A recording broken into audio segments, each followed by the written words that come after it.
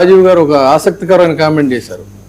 అసలు దేశవ్యాప్తంగా సంచలనం సృష్టిస్తున్నటువంటి ఒక బాడీని, ఒక మనిషిని అరెస్ట్ చేసి శవాన్ని కూడా మాయం చేసేసినటువంటి ఒక సంచలనాత్మకమైన సంఘటనని పూర్తిగా డైవర్ట్ చేయటం కోసమే దీన్ని ఇంత పెద్ద హడావిడి చేస్తున్నారు అనేటువంటిది. అసలు అది నిజంగా పూర్తిగా దారి తప్పినట్టేనా? ఎందుకంటే అక్కడ ఆ డిసీజ్డ్ ఎవరైతే ఉన్నాడో వాళ్ళ మదర్తో మాట్లాడి స్వయంగా అంశాలు తెలుసుకున్నటువంటి అడ్వకేట్ రజనీ గారు కూడా మనతో పాటు ఉన్నారు. అసలు ఏంటమ్మా ఇది పూర్తిగా ఆ ఇష్యూ డైవర్ట్ అయిపోయినట్టేనా, లేదు స్టిల్ మీలాంటి వాళ్ళు ఇంకా దాని వాస్తవాలు బయటికి తీసేదాకా ఫైట్ చేస్తూనే ఉంటారా?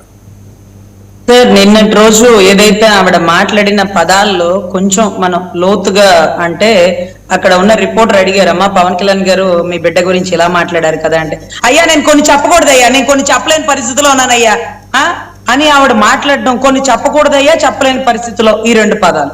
తర్వాత అయ్యా దగ్గరుండి కాపులు అని నమ్మించి ఓటేయించుకున్నారు కదా, బాగా చేస్తారులే, బాగా చేయండి అయ్యా మమ్మల్ని అని కాపు అనే పదం, ఈ రెండు రాష్ట్రాన్ని గడగడలాడించే పదాలు సార్. చాలా చిన్న విషయం కాదు. నేను చెప్పలేకపోతున్నానయ్యా, కొన్ని చెప్పుకోలేనయ్యా, అయ్యా అయ్యా అని ఆవిడ మాట్లాడుతుంటే చెప్పలేకపోతున్నాను అంటే చెప్పొద్దని అన్నారా?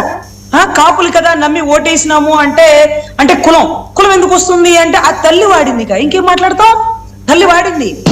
అసలు ఇక్కడ దీని గురించి లోతుగా ఎంత లోతుకి కులం ఆలోచిస్తుంది అనే టైంకి ఈ రావణ్ గారి అరెస్ట్ లో బెయిల్ మీద బయటికి వెళ్ళడం, అందులోనూ ఈ కేసు వేయడం, రాజద్రోహం కేసు వేయడం చాలా ఆశ్చర్యకరం అండి. ఈ రోజు రాజీవ్ గారు చెప్పినట్టు డైవర్షన్ పాలిటిక్స్ అంటారా? ఓకే, నువ్వు నందా అయితే నేను బద్రీ నాథ్ అంటూ ప్రకాష్ రాజ్ గారి మీద కోపాన్ని ప్రశ్న రావణ్ మీద తీర్చుకుంటున్నారా? మీ స్థాయి ఏంటి? మీరు డిప్యూటీ సీఎం హోదా కదా, ద్వారంపూడిని గుడ్డ వైపు తీసుకొడతానన్నారు కదా, ద్వారంపూడిని కొట్టరేంటి? గౌరవ మాజీ ముఖ్యమంత్రి వారిని సెంట్రల్ తో చెప్పి గిర్ర తిప్పిస్తానన్నారు కదా, అది కదా చెయ్యాలా?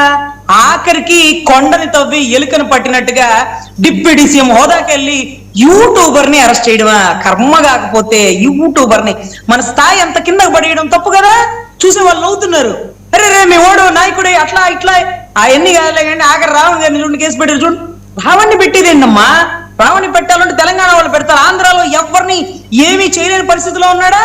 ద్వారంపూడి ఇంకా కూడా దేశాలు దాటిస్తున్నాడు బియ్యం అని కొలుకుపూడి గారు ఇచ్చిన స్టేట్మెంట్ ఉంది కదా, ఇప్పుడన్నా పట్టుకోవచ్చు కదా.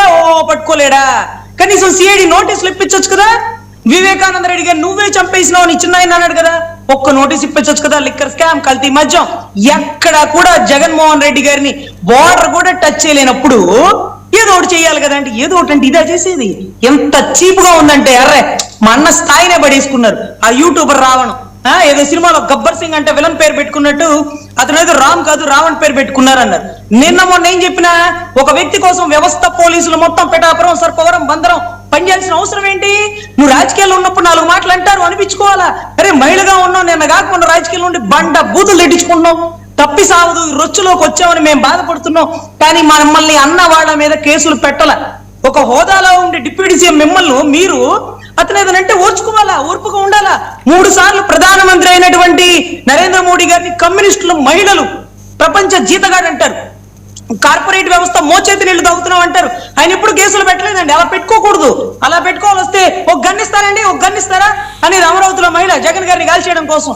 మరి ఆయన ఎత్తకరాలా కేసులు పెట్టలా. సో ఇక్కడ ఏమవుతుందంటే ఆయన స్థాయిని ఆయన 100 అడుగుల కిందకి తగ్గించుకొని ఈ రోజు రావణ్ గారిని అరెస్ట్ చేసిన స్థాయి ఇది. ఇది ఇది ఇది ఇది నేను చేయగలుగుతా.